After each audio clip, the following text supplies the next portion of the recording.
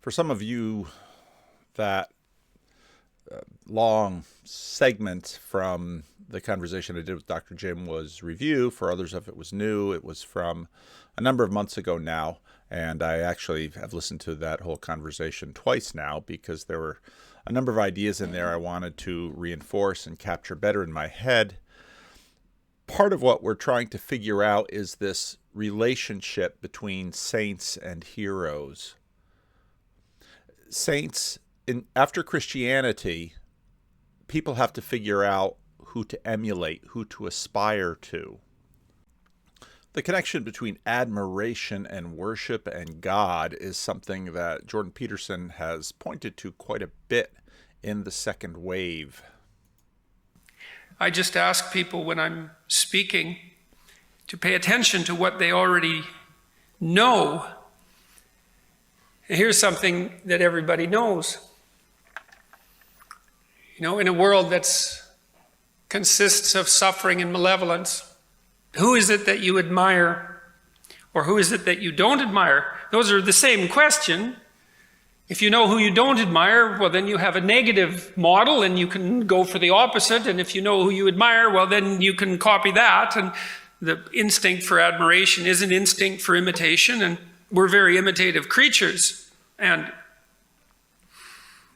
our instinct for admiration is the instinct for imitation. And what would you call it? A deeply biologically and metaphysically rooted guideline to the proper path of life. The question is there a proper path of life? Well, there's certainly pathways that make things worse. That's something to know. You could avoid those. And if there are pathways that make things worse, then there are the opposite pathways, even though those might not be so clear. I think that's why we're often so enamored of evil characters in fictional representations, is because it's clearer, it's easier in some sense to make what constitutes the dark path clearer. It's easier for people to understand, whereas the path that's positive is murkier and more difficult to ascertain. But at the very least, you know it's the opposite of that. So, well, who do you admire? Or we could start by who don't you admire? Well, you don't admire an adult who won't take responsibility for himself or herself, and could. You know, I understand there are people that are so broken and hurt that they need help constantly because they can't take responsibility for themselves, or they can in small ways, but not completely. But you don't admire someone who won't take responsibility for themselves. In fact, you have a sense of contempt for that. And if you happen to be that person, then you'll wake up in the middle of the night and berate yourself with what's left of your conscience for failing to undertake your moral duty, your intrinsic moral duty. And you can't escape that. And that's so interesting. This was definitely from the end of the first wave I saw on the podium 2019. No, that you can't escape that. If you were the creature who could invent your own values, as Nietzsche suggested, as an antidote to the death of God, then you just forgive your transgressions and you wouldn't suffer the bitter pangs of conscience, but you do. And the reason you do is because you're doing things that are wrong and you should stop, and you know it, and maybe you can't. And then, well, let's say then the opposite is that you admire someone who can take responsibility for himself or herself. That's a start. And then maybe you admire someone even more if they've forged their character sufficiently to move past cynicism so that not only they take responsibility for themselves, but they can take responsibility for their family. You know, and they're there for the people who love them when it's necessary. And if you do that, then you have something, I wouldn't say necessarily to be proud of, but at least you have one less thing to upbraid yourself with. And that's something. And then you can move past that and you can say, well, maybe if you put yourself together enough, carefully enough, spoke the truth enough, were courageous enough, in spite of the reasons you have not to be, that you could also be someone of benefit to yourself and your family and your community. You partake in structuring things in a harmonious manner by living in that way. It's not an individual focused ethos. It's an ethos of harmony among levels. You should do what's good for you, but it has to be what's good for your family at the same time, and it has to be what's good for you and your family and your community at the same time. And that works musically, you know, it makes all the levels work in harmony. And you can tell when that's happening. And this is another thing that's of great utility to know, is that when you're in that place where you're acting in the proper manner and you're facing things courageously and you're speaking the truth, you're imbued with a sense of psychological meaning. And that meaning is the antidote to the catastrophe of life. And it's the antidote psychologically, because you have to have that meaning, because otherwise your life is too dark and too dreadful and it will corrupt you. So it's the antidote psychologically, but it's also the antidote practically, because we're not nothing, us human beings. You know, they say that we're made in the image of God, and it's hard to say what that means, but it means, at least in part, to participate in the process of bringing the good into being. And we can all do that, and the opposite. And if we accept our responsibility to ourselves and to other people and to our communities, and we lift that load up, then we live lives that are meaningful, and that stops us from being corrupt. It provides us with a medication against catastrophe, and it also practically improves the world. That's the other thing. It's not just psychological. You can make things worse. Everyone knows that, and no doubt you have in many ways, but you can make things better. And they actually get better. And there's a reason for hope. And there's something to be said to know that you're the sort of creature that can look mortality and catastrophe and malevolence straight in the eye, so to speak, and nonetheless stand up and do what's right. And that all there is in that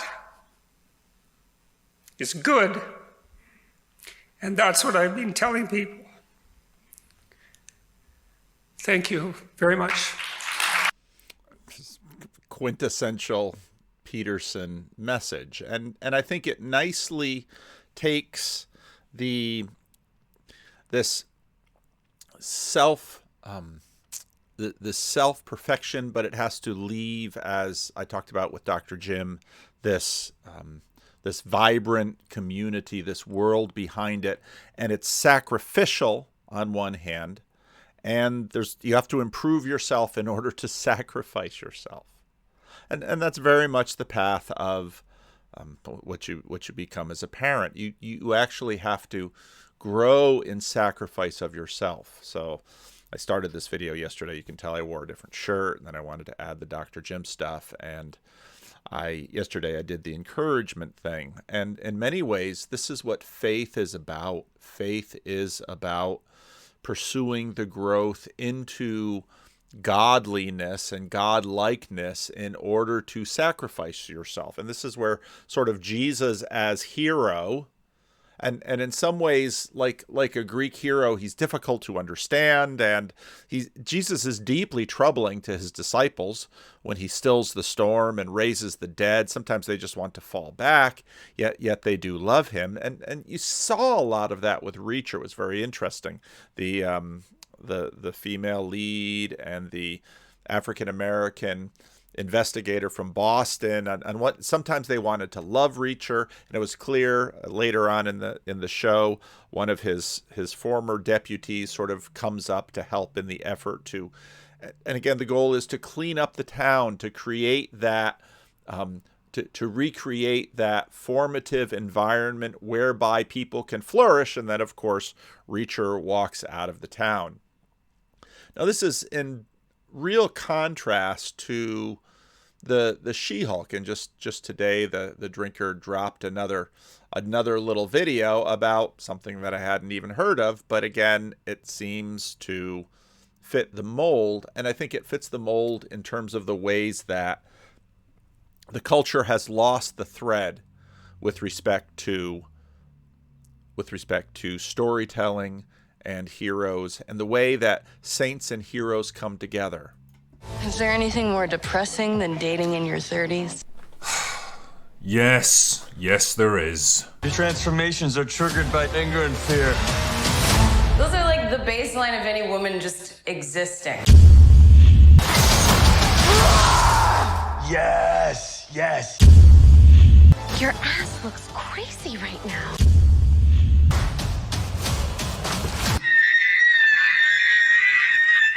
Can we get some shots, please? It's an emergency. One of the most bizarre practices in the comic book industry for me is the duplication of existing characters. Because, why go to the trouble of creating entirely new superheroes with their own unique origin stories, powers, abilities, strengths, weaknesses, and enemies, when you can just gender swap an existing one and call it a day? That's how. Now, of course, I think this is because of the lack of actually feminist imagination. There should be ways of imagining the feminine that you would have superheroes, which would be uniquely feminine in a way that men simply would not be able to duplicate.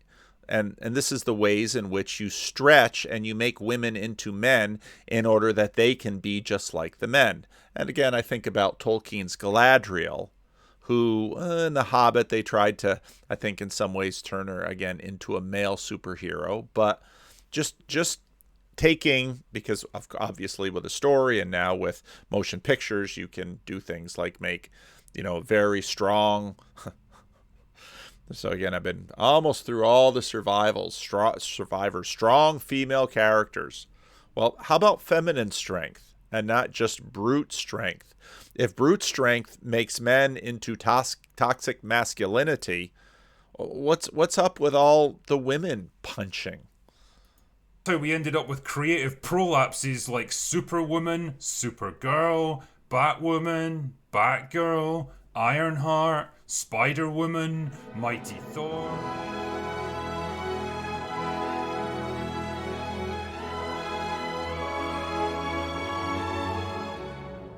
X-23, Aquagirl, Lady Deadpool, Captain Carter, Polaris, Lady Punisher, and the latest dead end of imagination to be shot out onto our screens by Disney Marvel is She-Hulk, Attorney at Law. She hot? And she's super smart.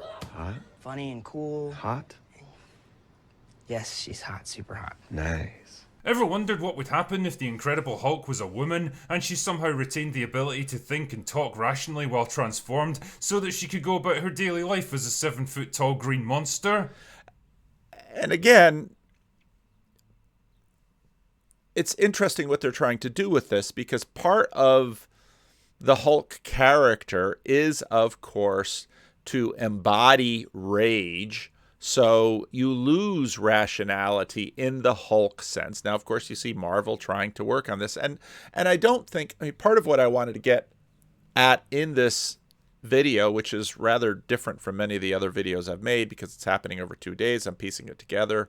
I'm doing just the barest amounts of editing, is this idea that in many ways what we're trying to do is sort of transcend structural differences in order to achieve certain things. Now, I want to mention Jonathan Peugeot's video on human sacrifice. I thought it was an excellent video. I'm tempted to do a commentary on it. And also Jonathan Peugeot's ideas about technology, and combine that with the question about human sacrifice. So much of our technological pursuit is in an attempt to achieve what we have formerly had to do via sacrifice without the sacrifice. So cars can get us from one place to another without physical exertion. Washing machines can wash the clothes without physical exertion.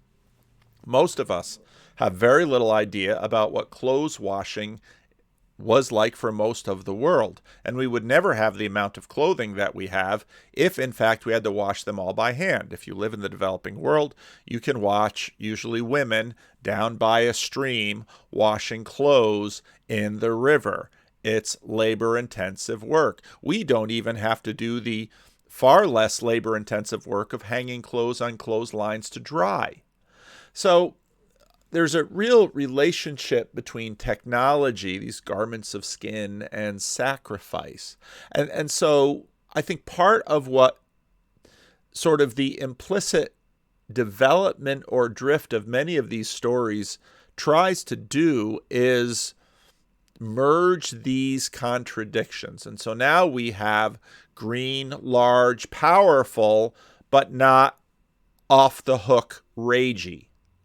So, but does it work? And what is it for? Now, again, back to my conversation with Dr. Jim and self-actualization, nicely in that Peterson clip, there's the sense of, no, to whatever degree you are actually developing yourself, you ought to do so in service of your family, the community, the greater good. So you sort of marry the saint and the hero. All right? But when we look at a story like this, even just through the clip of it, well, attorney at law, attorneys are supposed to be for the greater good. And of course, that's sort of what superheroes are supposed to do.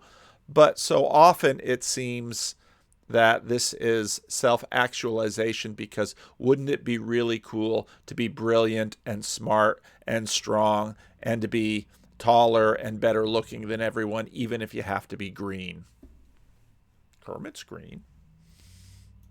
Nah, me neither. And yet here we are, staring down the barrel of another Marvel TV show that's about to drop. Fuck me, these things multiply quicker than a pocket calculator. You know, between the MCU content factory and the dozen or so Star Wars shows that are currently in the works, it makes me wonder if Disney's business strategy is a bit like a First World War general. Just throw so many bodies at the enemy that eventually you'll overwhelm them with the sheer weight of numbers. Anyway, That's my strategy of colonizing YouTube, by the way.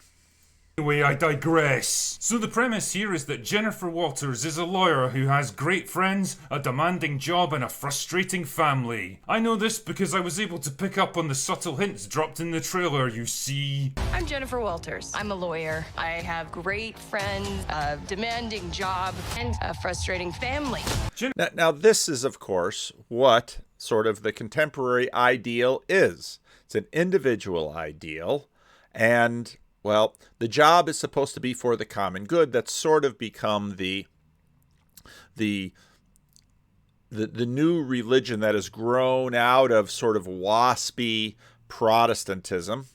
Jennifer specializes in superhero law, which basically means she cleans up the legal mess left behind by superhumans rampaging across the planets. Now, I do find it very interesting that what Marvel has done is sort of try to create an alternative universe of superheroes and keep them together. One of the things that happens, obviously, with comic books and with superhero movies is that, well, you have different storylines, that the storylines don't cohere. You have these constant reboots. How many reboots of Batman? How many reboots of Superman? Because after all, the actors grow old now. If they could replace, would we find it so interesting if they just CGI'd all the actors, yada, yada, yada. But what part of what Marvel wants to do is create something that can cohere and hold together. And of course, part of why I think they want to do it is because that's always been Disney's strategy. I mean, the whole point of Disneyland or Disney World is that you get to walk into the Magic Kingdom. But now, of course, well, this again back to the Alan Moore questions about comic books that, well, what if superheroes really were to be in this world? What would it look like? And okay, well, now we have legal messes. And of course, the Boys, which is on Amazon, which is to me one of the more interesting superhero franchises. The Boys is very much neck deep in that, in a way that is usually quite a bit more gritty than the Marvel stuff, which is basically pitched to younger children. The Boys is not. Great, maybe she could start by prosecuting Wanda for crimes against humanity. Hey look, remember Tim Roth from The Incredible Hulk? Nah, me neither, but there he is anyway. I mean, I thought he was still transformed into Abomination when I saw him in Shang-Chi, but nah, who cares? The point is that old Jen is... And there's part of the difficulty that it seems Marvel is wrestling with, because, well, how really do you incorporate all of this into a coherent world? Tolkien, of course, worked a very long time trying to work through all of the backstory so that he wouldn't have the fraying bits. But in our culture, only the nerds will care. Bruce Banner's cousin. Wait, what? Cousin? Because I'm pretty sure there's like a 20-year age gap between Mark Ruffalo and Tatiana Maslany, but yeah, whatever. For some reason, she decides to go through the same process that Bruce did to become the Hulk. Why? And now again, if you look at the sort of the new Hulk, he's managed to incorporate his shadow. He's managed to tame the monster within. Whatever. For some reason, she decides to go through the same process so that he can now be big and strong. And again, this, I'm not just mocking or trolling this. In some ways, all of the incorporate your shadow stuff and become a monster, but the sheathed sword, the meek, all of this stuff. I mean, this is all Jordan Peterson corner type things we're talking about. But now what's interesting is that, okay, well, now we're sort of in the boys' territory here. Now we're going to try to use all this technology to make soups. Process that Bruce did to become the Hulk. Why would you voluntarily undergo such a traumatic, dangerous, life-altering procedure? Don't know. But check out this wacky dialogue where Bruce explains the process to her. Your transformations are triggered by anger and fear. Those are like the baseline of any woman just existing. You know, call me crazy, but I feel like this show's trying to tell us something. Also, I couldn't help but laugh at the idea that somewhere out there in the multiverse, the procedure totally didn't work and Bruce was responsible for turning his cousin into human kebab meats. But of course, it does work for Jen, and before you know it, she's smashing shit up with the best of them. Unfortunately, being a super strong monster lady is just such a drag. Just want to be a normal, anonymous lawyer. Probably shouldn't have undergone an experimental procedure to permanently alter your physiology and turn you into a 7-foot-tall monster lady then, should you? But hey, apparently she's still able to go to work and publicity events like nothing happened, so yeah, sure, okay. I mean, credit where credit's due, at least the showrunners went for a somewhat aesthetically pleasing version of She-Hulk. And again, now she's just a CGI creature. Instead of a big green square with a face drawn on it like the more recent comic books. Your ass looks crazy right now. You know, if the point of a show like this is to dismantle stereotypes about modern women being vacuous, superficial, vanity-obsessed narcissists, then lines like this really aren't helping the cause. Also, check out these absolute chads dutifully hanging around in the backgrounds. I'm sure their wives' boyfriends must be very proud of them. One of the questions I often ask myself as a writer is, how can I make my protagonist unlikable as fuck? And after watching this trailer, I do believe that I've found the answer. Just have them act completely dismissive and disrespectful towards their far more popular, successful, and well-written predecessors. Like this. Right there. Right there. And that's sort of the difference. Now we're back sort of into Greek hero land, but not connected into the community and not really tied into that. Now I want to take that point by Tom Holland and bring it back in here in terms of the tension between the hero and the polis. But that'll come a little bit later. We'll finish up a little bit of this.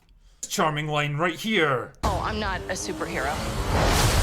That is for billionaires and narcissists and adult orphans. Really? So it's just rich people and narcissists who become heroes, eh? Well, Steve Rogers, Natasha Romanoff, Peter Parker, Peter Quill, Clint Barton, and your own fucking cousin would beg to differ, Jen. And yeah, I know they had to add in that orphan line at the end to try to cover their own arses, but I think we can all see the glass ceiling analogy that the writers are awkwardly trying to draw here. And to cap it all off, I give you this pièce de résistance.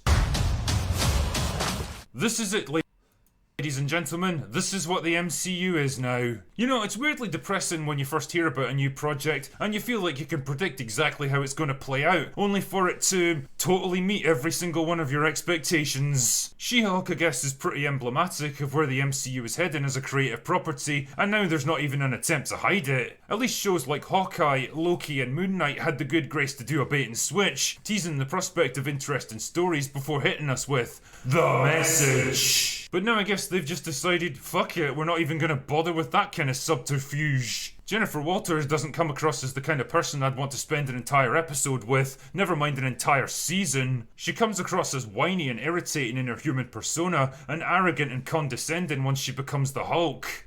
There you go. So, virtue, no. Now, Curtis Yarvin has been making the rounds, and it's hard to imagine how he finds time to write voluminously like he does while he's doing all of these interviews. And again, as I treated him a little bit before, he's talking about monarchy. And now when he's talking about monarchy, part of the sense that I get in these conversations is that he has some real questions about individuals versus collectives, let's say. Hi, this is Paul. A number of months ago, I was doing some videos on heroes and stories, and I wanted to pick that up again. The Critical Drinker recommended Reacher. Now, I had never seen the Tom Cruise movie, and I'm sort of glad I didn't. I saw it advertised, and it just never looked good. I don't get much opportunity to watch a lot of movies, but by virtue of this recommendation, I thought I'd take a look at Reacher.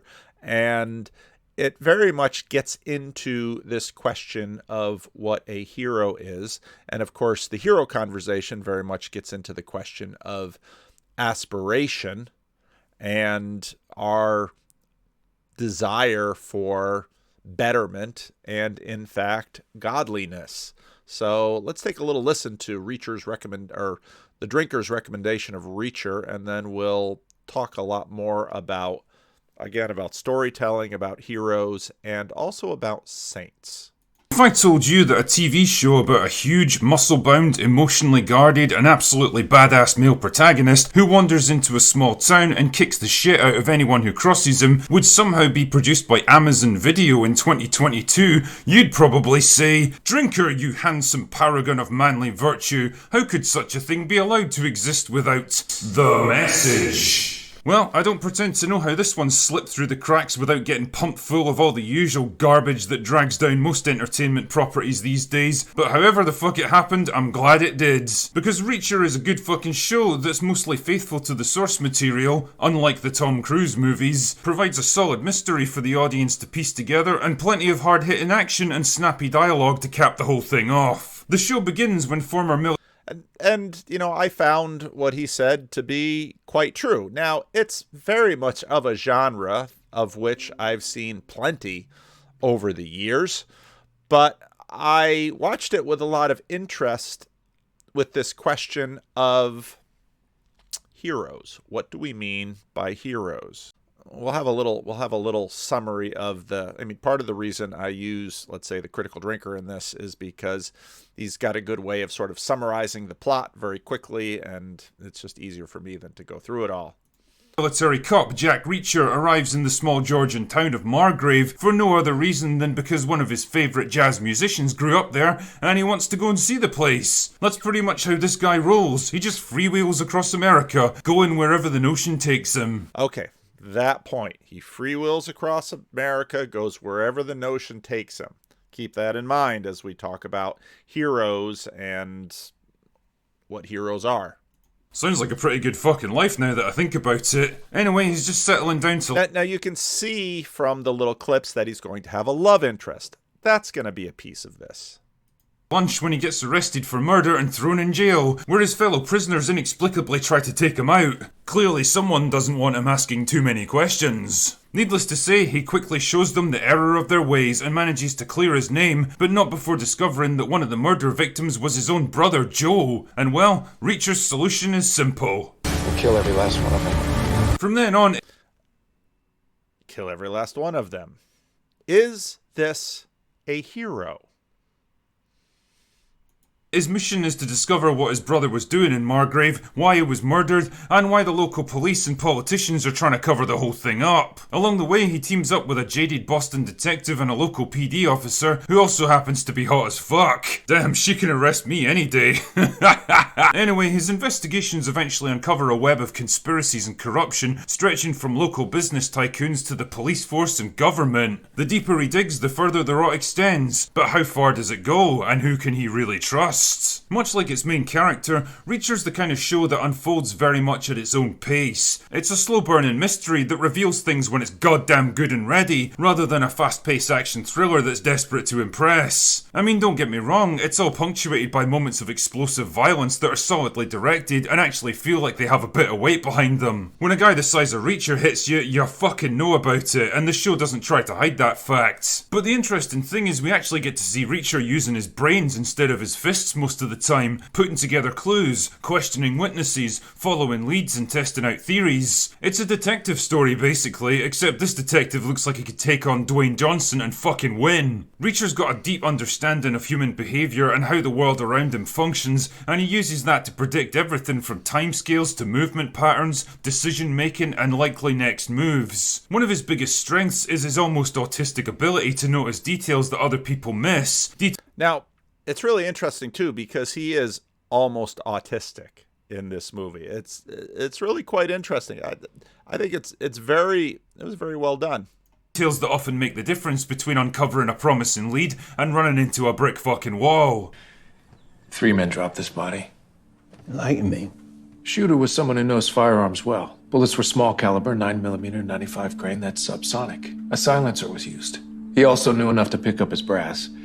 This wasn't a first-timer. This was someone who knew how to conduct a quiet, effective kill. He's certainly not infallible, and there's times when he fails to put things together quickly enough, but he's smart, motivated, brutal, and absolutely relentless. Also, I love when he just fucking ignores people that he decides aren't worthy of his time. Like, this guy's not even gonna waste his breath on you unless you can help him. And hats off to the producers for their casting choices here. Unlike the movies that tried to shoehorn an aging big-name actor into a role he was completely unsuited to, the showrunners here were smart enough to go with a guy that actually looks and acts the part. I mean, I respect Tom Cruise as an actor, and you can't fault his work ethic, but no amount of hard work is going to make him a foot taller and 15 years younger. Alan Ritchson, on the other hand, is pitch perfect as Reacher. He's cold, calculating and methodical when he wants to be, but he's also brutal, violent and ruthless when he needs to be. It's not often he lets his guard down around other people, but there's moments when he allows a little bit of charm and personality to shine through. And yeah, it doesn't hurt that the dude's built like a brick shithouse. What's weird is that I actually found myself liking this version of Reacher way more than the book version, who I always found to be a total personality vacuum, a bit of a self-insert wankfest for the author,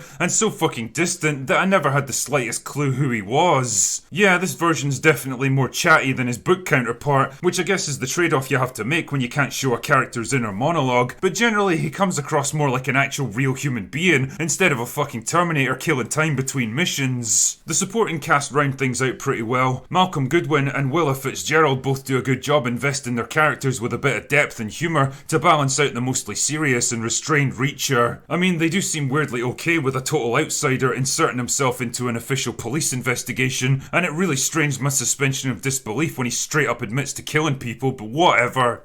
And that isn't incidental to this, because again, the question is, what is a hero? Now, my favorite podcast, The Rest is History, has a club where for, I think it's £60 a year, you can be a member of the club. And if you're members of the club, you get not only all of the podcasts without commercials, but you also get special episodes. And they recently did a special episode on heroism, and many of these special episodes also have video that goes along with it, which is very helpful because then they can, in fact, use some audiovisual things. Now, I am not going to leave the link to this video. It's just simply an unlisted video, and I don't want to undermine the exclusive nature of the special club content, but I think in fair use, I can use some of it, and I will just use a little bit of it because I think what Tom Holland gets onto here, I think, is really important in terms of the longer term conversation about what is a hero.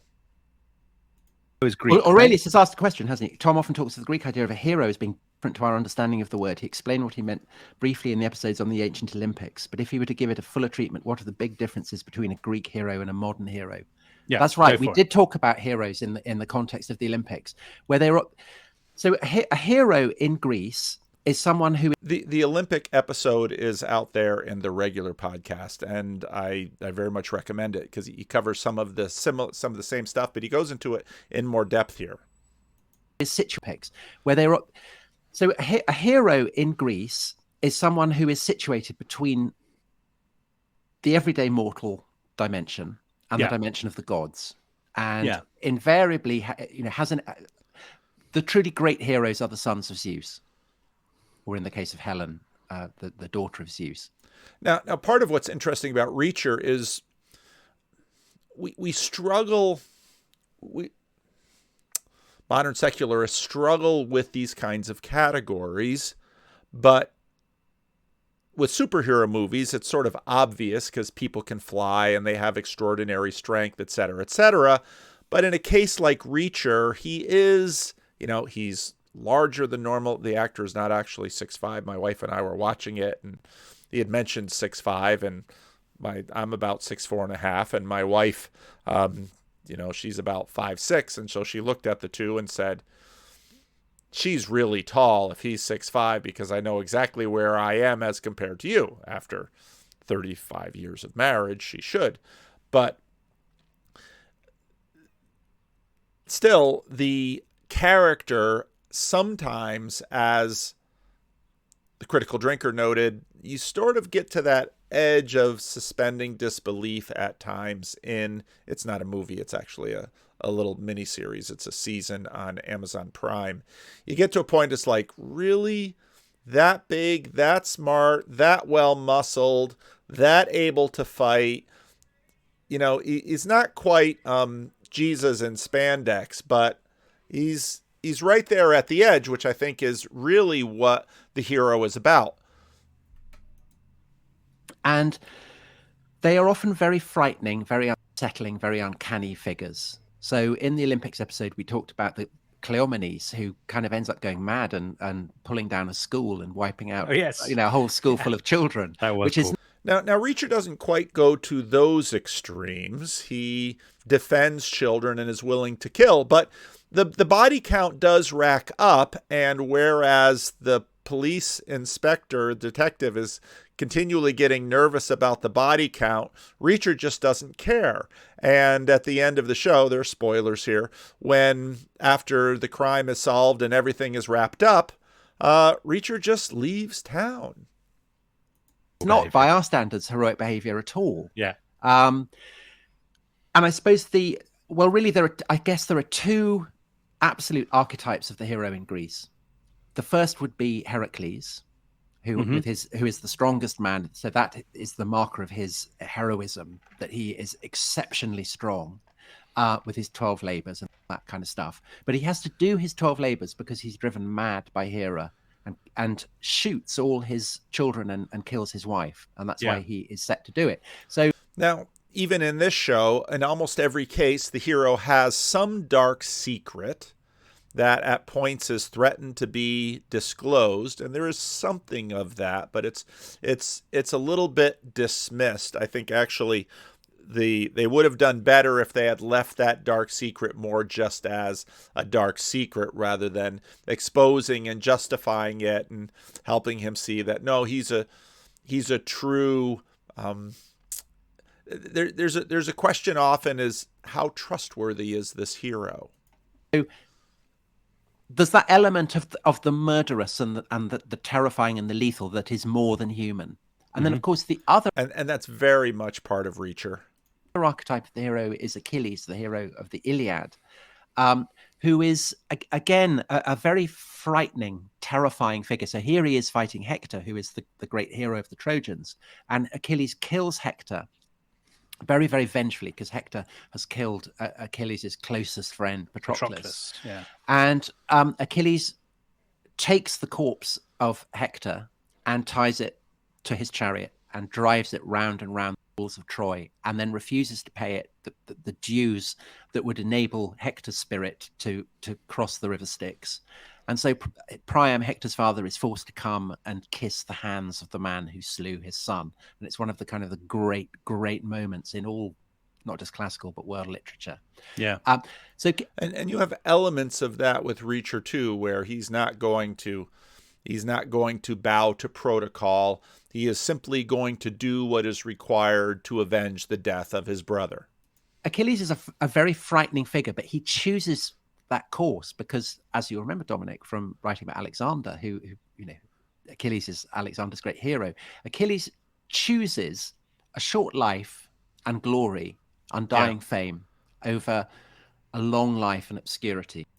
And now it's quite clear, although Reacher embraces obscurity, one might have to ask, how long will he live like this? And I'm going to get into some more of Dr. Jim's, a conversation with Dr. Jim when we talked about some of these issues. But also it makes him something uncanny. Achilles is uncanny from the beginning, isn't he? Because he's got kind of divine ancestry. Yes. So is that the case with most of the Greek heroes? They're never purely human, right? Yeah. Now, Ali Ansari said to us before we did this on social media, he would be watching carefully to see if there was any mention of Alexander. But you see, so Alexander thinks himself a hero, doesn't he? Yeah. And claims himself Zeus. He says that Zeus is his father, comes to believe it or appears to believe it. And at the end of his life, his friend Hephaestion, when he dies, Alexander sends somebody to the oracle at Siwa who says Hephaestion's not a god, but he's a hero. So am I right in thinking, Tom, that there's basically a kind of hierarchy? You could be a god, so you could be Alexander, or later on a Roman, I suppose. We'll get into the Romans in a sec. But a hero could be half divine, half. You're half. You're kind of midway. You're mid-table. A demigod? Is that fair? No. Or is that no? Okay. But because demigods are, that's kind of nymphs and satyrs and that kind of thing. Achilles is not a nymph. Achilles is not a nymph. No, they are human, but they push what it is to be human to terrifying and uncanny limits. And that's very much sort of what Reacher is. He pushes what it means to be human to terrifying and uncanny limits. Now, terrifying, not too terrifying, but very much that way. And again, this is very different from how we imagine heroes to be. Right now, you go by a nursing home and you'll have this banner made at the print shop, one of these vinyl banners, heroes work here. And I watch that word and think, it's interesting how these words are migrating. And I think that so you talked about Alexander. Alexander, of course, is a king. Yeah. What happens in the classical period is that kind of Homeric idea of a hero, someone who is out of the ordinary, comes up against the idea of kind of the body of citizens, whether it's in Sparta, the mess, or in Athens and the democracy. And I think it's telling that in Athens, you then get the idea of the tragic hero. So if we could just see. Now, this is very interesting because you have the hero, and then sort of later you have the principality. And the hero and the principality are at odds. That's very much true in Reacher because, of course, sort of begins where he's been an investigator, an army investigator, and so he knows the law, and he almost has lawyer-like knowledge of the law, but then he gets to some point, and it's just complete disregard for the law and due process. He's executing the bad guys, and he's stuffing them in trunks, and as long as they're bad guys, so right there you have the tension between, again, the principality or the law and the hero. Dom, if we could have image number 23. So we've got them numbered this time. Very exciting. They're numbered. And that's Oedipus, who, in some way, he is a king who notoriously ends up killing his father and sleeping with his mother. Yeah. And this dooms him, and he discovers the truth, and he rips his eyes out. And he gets expelled from the body politic. And there's that idea in Athenian tragedy and in Athenian democracy generally that heroes are too dangerous really to be integrated into the fabric of the body politic. And that comes through clearly in Reacher. He is sort of a floater. He isn't integrated into the town. He won't stay in the town. I think that's a pretty minor spoiler, because in this sort of movie, or story, these heroes just sort of float around and do good. I think of, the Pale, Clint Eastwood's Pale Rider. He rides. He's also a preacher in terms of Clint Eastwood. That would really go for this. And of course, he's going to clean up the town, and then he's going to leave. And they have to be expelled. And I think that is what underlies the idea of tragedy and the tragic hero. But these heroes, Tom, are all. So when we think about the beginnings of history, these heroes all come from a point before that. So during, let's say, the Persian Wars, do people say, oh, there are no more heroes amongst us? Or does people say this person could be a hero? Or do they think of heroes as something? Do they think of heroes as something that belong to myth? Or do they think? Now, I think this is an excellent question, because, if you read Charles Taylor's A Secular Age, that sort of introduced me into this understanding of different times. Okay. And in different times are sort of different arenas, and they have different rules. And so heroes, part of what we see when we see a superhero movie, and this is where we get into the whole Alan Moore question about having superheroes then come into our world and try to fix our world. I've played that Alan Moore video, a few times, of that video talking about Marvel Man and this turn towards superheroes coming into our world. Heroes are almost of another world. And so then when you go into the theater, or at least at home if you're streaming Amazon Prime, and you watch Reacher, you have this sense of this world, but not this world. And so here, in terms of the cinema, you have a archetypal small town in the South. I noted when the show first came on, I said to my wife, it almost looks like the town out of Gilmore Girls, which, of course, Gilmore Girls is very much a story about, and we're going to talk about that in a minute, much more story about saints than heroes. And so it's an archetypal town, and anybody who's watched any of this kind of genre knows that it's the big corporate industrialist who is the bad guys, and he's got the mayor in his pocket, and he's got some of the police in his pocket, and there's something that they're covering up by killing this man's brother, and we'll find out what his brother did for a living, and yada yada yada yada. And so in many ways, Reacher is it's a ritual story. And again, it's very interesting. There are enough little twists and turns to keep the novelty so that we're interested in it. But anyone watching a little bit will basically be able to say, as in a liturgical worship service, oh, it's going to go from here to there, to there, to there, to there, and this is how it's going to end. And for the most part, you'll get it all right. But that doesn't mean it's not enjoyable to listen to. In fact, often with stories like this, if they break from the pattern, people are upset, because what are we looking for? What are we doing when we watch Reacher? Well, heroes still could be in the world. Well, we have an example of someone who becomes a hero, who is praised as a hero. Number 5, Dom, who is the Spartan king Leonidas. Okay. Who I've been to that exact place. It's in Sparta, isn't it? So Leonidas is he's an heir of Heracles. So he's ultimately descended from Zeus. So the blood of the gods flows in his veins, and that's what makes him a king. But he dies surrounded by his 300 bodyguards. And so he dies as part of a kind of civic defense, rather than just standing there on his own.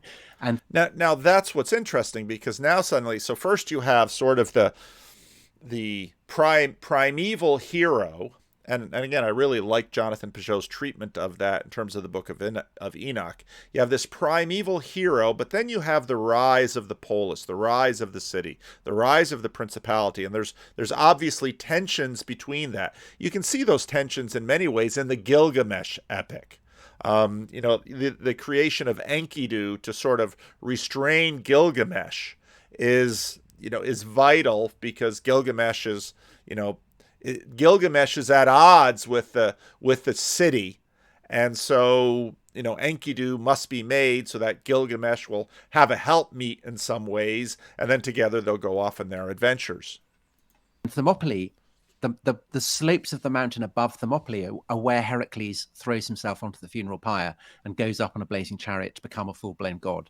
So Heracles is the only hero who kind of achieves, promotion to the Premier League. Yeah. And so there is a kind of weirdness around the commemoration of Leonidas, that he is both a civic figure and yet he's clearly situated in that kind of the sense of the supernatural and the weird. But he obviously, he clearly existed. He's a historical, an yes. attested historical figure. Yes, but his renown depends on the kind of the mythic quality that he has. Dare I say, sacral quality that he has as a king who's descended from Zeus, who has died in the cause of his people. Now, okay, so that sets this up, and they're going to talk about Romans. Now, again, I don't want to play too much of this because this is, in a sense, just for club members, but there were two little pieces I wanted to get out. And if you enjoy this, I'll happily give them a little advertisement. The rest is History Club, and you can have access to all of their podcasts without commercials, and you get access to these videos, and you can, in fact, watch them live. They're live streamed on Wednesday. I've only caught one of them, but I do really enjoy them. So we talked about heroes, and we talked about sort of the primordial hero, and then with the king of Sparta, Leonidas, we sort of have, the primordial hero sort of comes into real time and sacrifices himself for the people, and you see sort of some of these things getting put together. But now, what happens to that after Jesus? Because Jesus is, we look at Jesus as, there's the hero's journey in some ways in terms of Jesus' story, but is it a hero's journey or a saint's journey? And then we're going to have this other category. I don't want to make your argument for you, because it's an argument that will be very familiar to our audience. That a great change comes. Well, obviously it doesn't come because you've already said there has been a great change, but there's a further change, obviously, with the Roman Empire's adoption of Christianity. Because then the focus changes a bit, doesn't it, from heroes to... Oops, my headphones fall out. The excellently named the other Phil Collins asked That's good. To what extent has Christianity influenced our understanding of definition? So my question is, at that point, do we not have a transformation from the hero, so the figure that you're told to emulate or imitate or admire or fantasize about or whatever, ceases to be the Heracles, the Alexander, whoever, and it becomes either a martyr or a saint, and often... Now this is really key. Because if you listen to Tom Holland, if you listen to the audiobook of Dominion, as a little boy, his fascination in dinosaurs and his fascination in the Greek heroes, there's something about masculinity and manliness. And if you look at Reacher, it's very masculine. It's, people might dismiss it as toxically masculine. He very much is this hero, but how Jesus, one episode of violence, and to the best of our knowledge, no lives lost when he clears the temple of money changers. What to do then? If Jesus is the aspirational hero, how then does this work? The same thing. Yeah. Am I right in thinking that's a huge cultural shift that I would argue persists for the next, what are we talking, 1,200 years, something like that? Maybe that might be overstating it, but what do you think? Yes, I think it is a huge change. To a degree, saints come to occupy the kind of emotional and cultural space that heroes had occupied, but they're very, very different. And the kind of the martial values, the sense of overreaching, the sense of danger that heroes had embodied, kind of become objects of suspicion. That's not to say that medieval culture doesn't valorize heroes. So there are the 9 worthies. So there are 3 biblical worthies, 3 classical worthies, 3 Christian worthies. And if you want to find out about some of those worthies, you can check out the Universal History, where Jonathan Pageau and Richard Rowland have a really nice conversation about the worthies. But there's this tension in here about what actually is at the top of the hierarchy that we should aspire to. Is it a hero like Reacher or Leonidas or Hercules or Heracles, or is it a saint like Jesus or Saint Francis? And then, of course, well, okay. And the Crusades. So if we could have number 6, Dom. The Crusades, part of what happens with the Crusades is that it enables Christian warriors to play a heroic role. So this is Richard the Lionheart fighting with Saladin. And ideals of chivalry exist to provide a kind of moral structure that is a kind of compromise between Christian values and the desire of men on horses to go around killing people. So you said to me before we started that Lancelot is a sort of paradigmatic hero, or more so than King Arthur, do you think, to medieval people? I think so, because Lancelot is he's the archetype of the great knight. So there's that wonderful eulogy on him at the end of Malory's Morte d'Arthur, where he's hailed as the absolute flower of knighthood. And the point of that eulogy is that Lancelot is simultaneously unbelievably brave, heroic, noble, but also caring. He cares for the weak. He cares for, damsels in distress and children who are crying and all that kind of stuff. But Lancelot is brought down by sin, by his adulterous affair with Arthur's wife. And I think that we talked about tragic heroes in Athens, that it's the tension between the overreacher and the democracy. And it's that kind of tension that generates the tragedy. I think that that's also true of Arthurian epic in the Middle Ages. There's that sense that, so Galahad, who wins the Grail, is incredibly boring. I mean, he's the hero nobody remembers because he's so perfect that he doesn't do anything wrong. So he's not in cultural terms, he's not a satisfying hero. Whereas Lancelot is, and Gawain and all these Percival, they are, because they fail. They cannot measure up to the standards of heroism. The standards of kind of Christian purity that Galahad does. But I think also when you then move on to say the great period of English tragedy, so of whom Shakespeare would be the Shakespearean obvious heroes, and then he'll get into that. And again, go and join the club if you want to hear the whole video. I'm not going to use any more of it. Now, what's interesting is that this continues to morph and to grow, and it reminded me very much of my conversation with Dr. Jim about heroes and stories about High Noon versus James Bond. In some ways, Reacher is much more of a James Bond hero in that, well, he will have a romantic relationship with the lady cop, but it will not result in a pregnancy. It will not result in a family. It will not result in a sense, the town is restored. And at the end of the show, it was her town before these evil corporate magnates came in. And now maybe she will run for mayor, and maybe the Boston cop will resolve the issues that he has. And again, there's a transformation that happens in the town as a result of the hero coming through, but the hero himself does not stay in the town. The hero will walk out of the town like he walked into the town. And this gets into all of these questions about heroes, saints. But in this case, the saint doesn't sacrifice himself for the welfare of the town. He sacrifices himself to a degree, but not completely. Is the Western.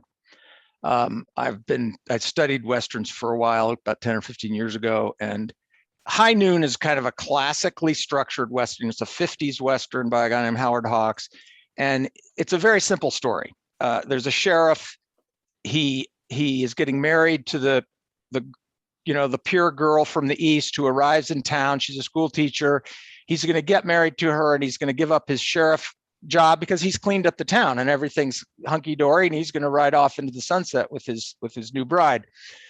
And right at the beginning of the movie, the guy he put in jail 7 years ago or so has been unjustly let out of jail and is coming to town. He's going to recreate the bad world that the sheriff had cleaned up. And in the midst of it, he's going to kill the sheriff. His goal is revenge against the sheriff. And the story plays out, in somewhat complicated ways that aren't important to the point I'm trying to make. But of course, the wedding is off. He's now the sheriff again, and no one wants to help him. But the story builds to the point where there's the showdown. Of course, it's at high noon, and there's complications between him and the woman along the way. But in the end, right near the end of the movie, mano a mano in the street, sheriff kills the villain and rides up the school teacher, his bride. He throws down the sheriff's star, and they ride out of town. And that's the end of the movie. Now, that's the thing. The end of that is the thing that I think is missing and has kind of fallen off the map of storytelling recently. And I want to give that thing a little bit more flesh. It's what I want to call a generative arena. It's a circumstance in which the acting out of that world is building the future. It's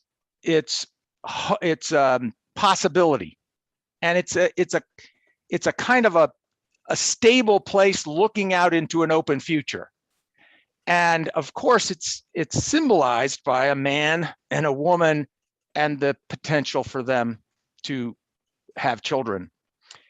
And so that image would change the U-shaped journey of the hero, because it would put the end to be not really an end or the circle that Campbell has, but rather a destination. There would be a real destination there, maybe a plateau that is reached.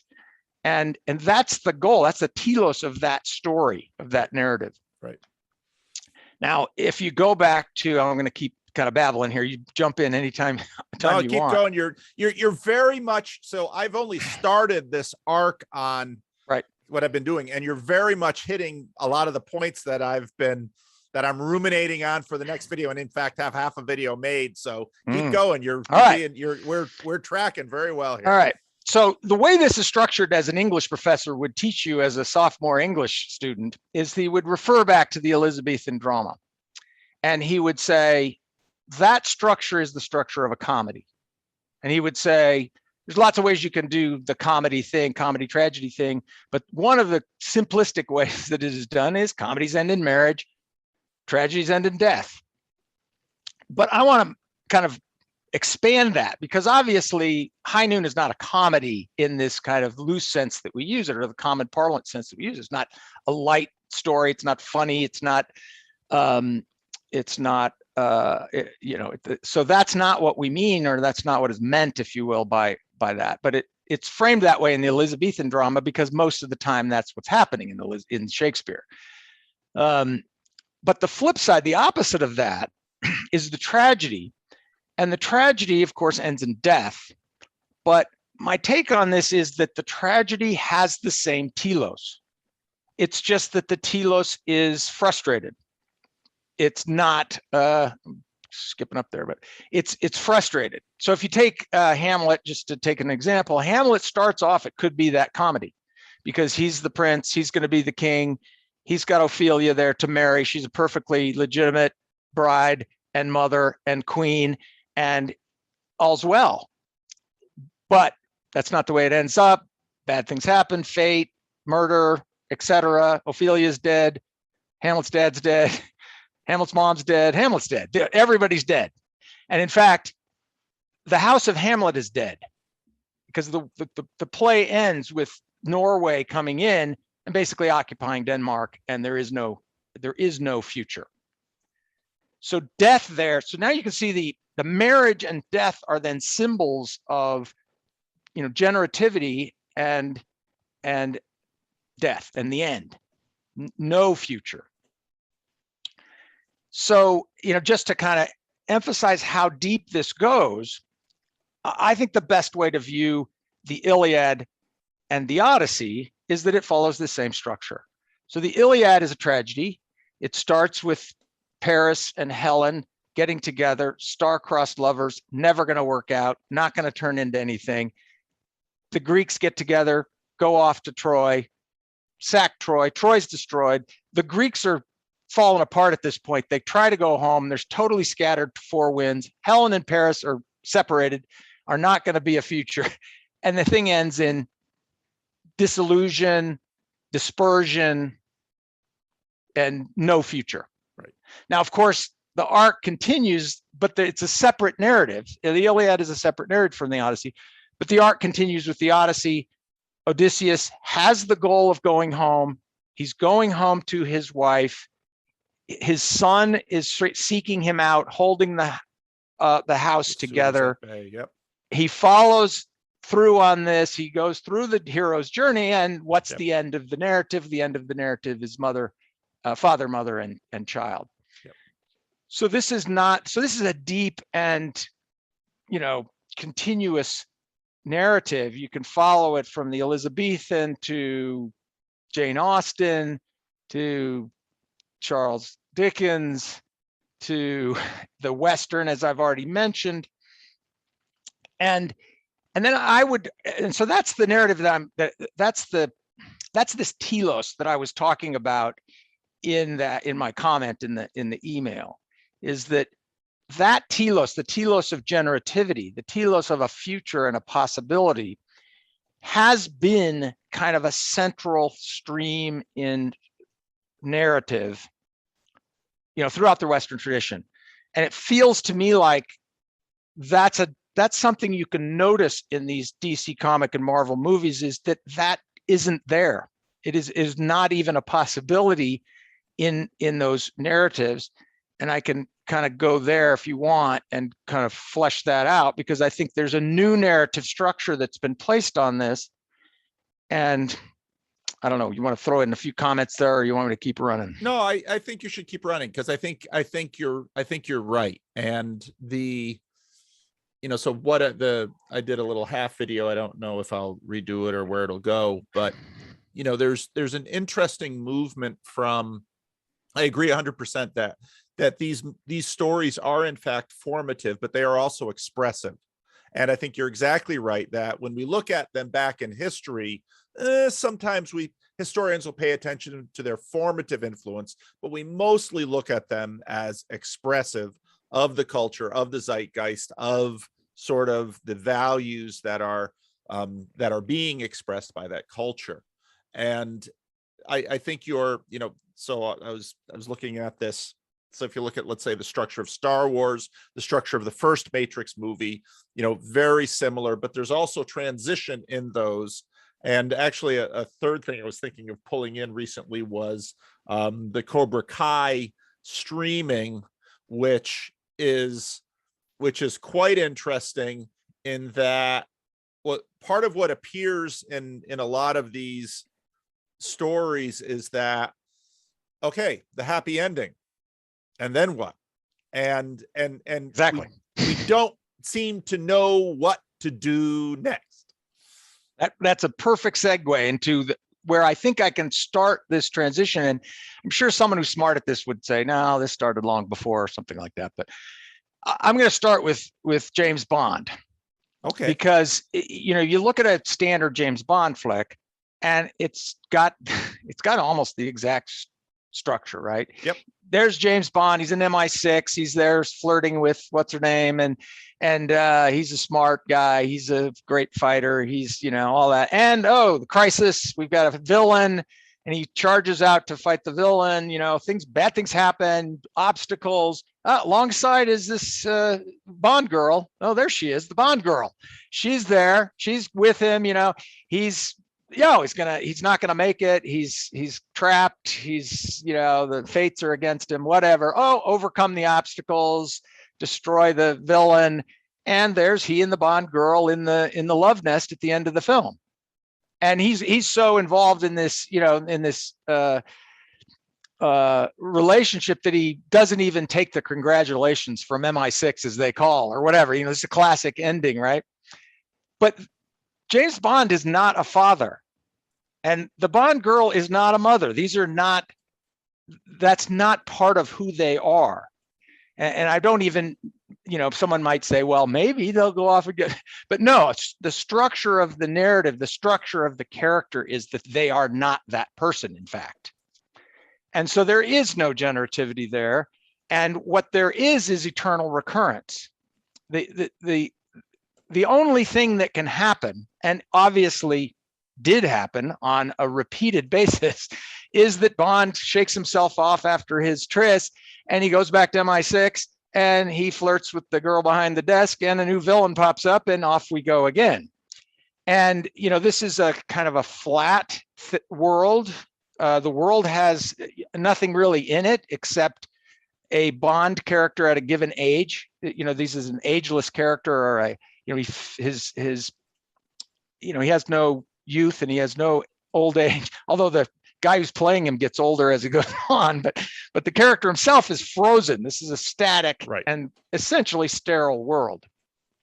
And that, you can play that same story on Star Wars, not Star Wars, but Star Trek.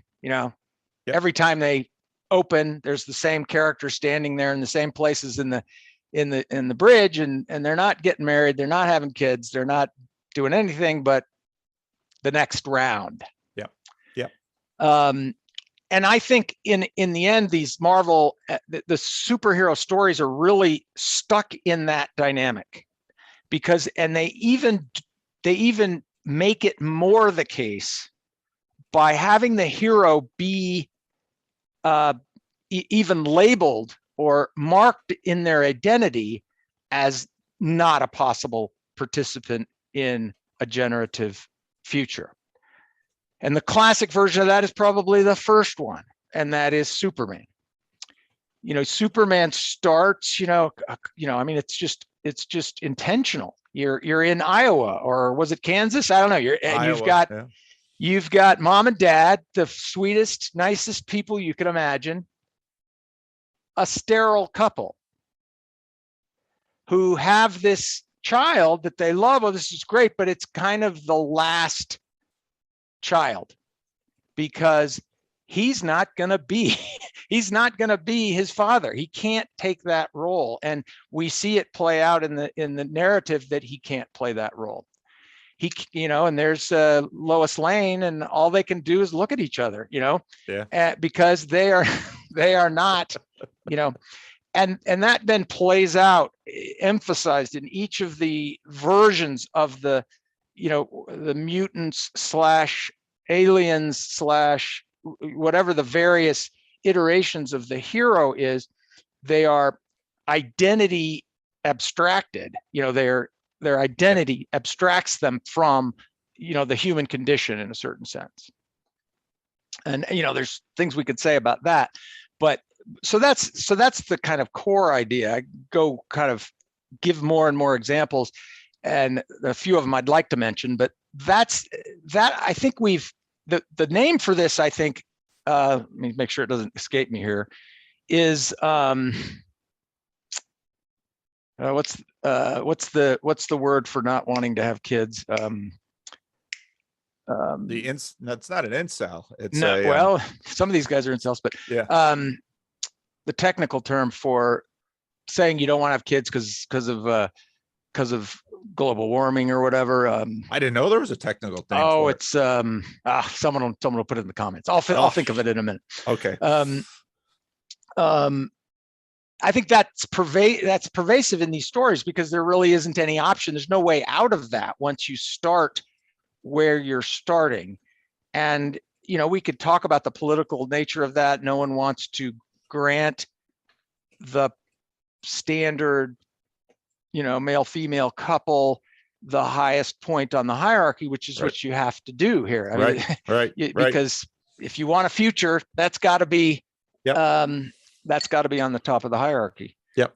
So anyway, that's this core of the idea, and then I'll let you muse a little bit about that. No, I think that's right.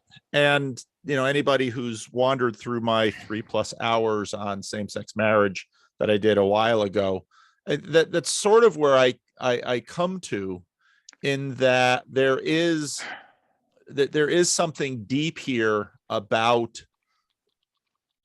I think in our culture, right? I think we are in fact expressing a despair about our capacity, and that then gets reflected in these soft reboots. So I think you're right, it's the eternal recurrence, but there is a recurrence with the father, mother, child growing up, establishing a new home. There is a cycle, obviously, in that, and then within that cycle you can play with all kinds of things, because the son is like the father but is not the father, the daughter is like the mother but is not the mother, and so that tends to be a very generative, that's fertile ground for story making, because there's always more to explore.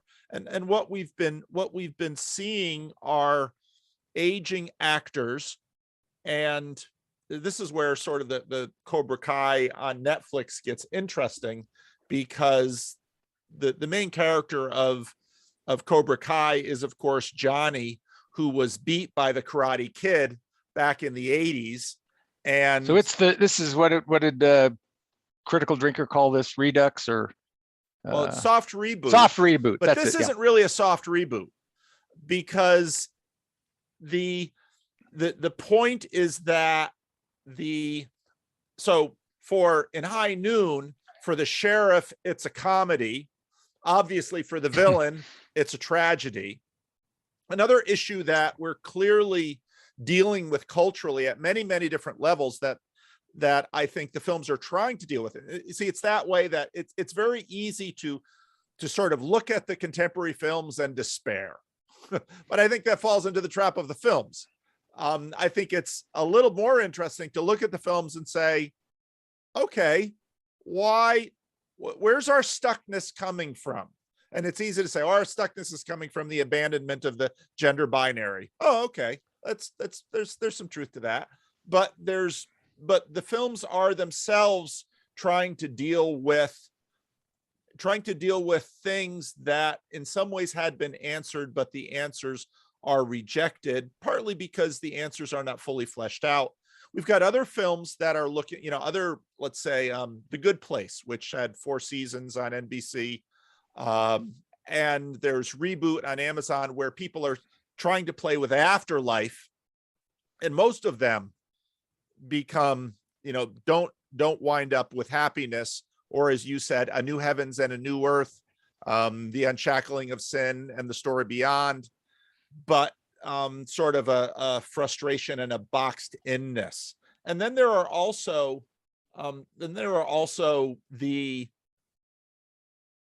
children of Groundhog Day, which again is eternal recurrence, but they tried to be a spiral because it's character development, and in a sense the cycle ends when the character reaches a level of development and is then able to transcend and escape. And you can see religious predecessors for those kinds of storytelling as well. So I do think that even though there's a lot of frustration and anger in the dissatisfaction, and I think Critical Drinker is right that there's a degree of sloth and laziness with the soft reboot, but what is exposed in that is also the sterility of the culture and the decadence of the culture. And that's my point, I think, there is that the genre is played out. You've played it out, and you can't do that iteration and keep people's attention forever. The problem is I'm not sure where else to go. I mean, you can see, there's exceptions to this thesis that I have, and I would put Avatar as an example of that. Again, it's not necessarily the ideology I'm pointing to here, but the ending. There is the ending, which is the classic, the classic prince marries the princess and becomes the king in the end. And another one's going to be, and I think this is one of the things that I'm interested in people not criticizing Dune for this, but Dune is an old story. Dune is not a new story. Right. It's got an aristocracy kind of setup in it that's very reminiscent of, of kind of English aristocracy or Prussian aristocracy or something, and it is going to end in this very way with the prince marrying the princess and going off into the. So I'm not sure I would. I think having that at the center of the dramas that happen, it does reflect a culture that has that priority, even if the stories are varied. And the lack of it is telling us something about ourselves. Yes. And I see the Joker, you remember the Joker, right? Yep. I think the Joker is a kind of an example of a counterexample. It's a tragedy. That's a pure old-fashioned tragedy. He has a possible love interest in there, although it's completely frustrated, and she doesn't really even recognize him as who he thinks she does. But that's gestured at, and it's failed, and then the world ends because of the situation, but because there's no future. Another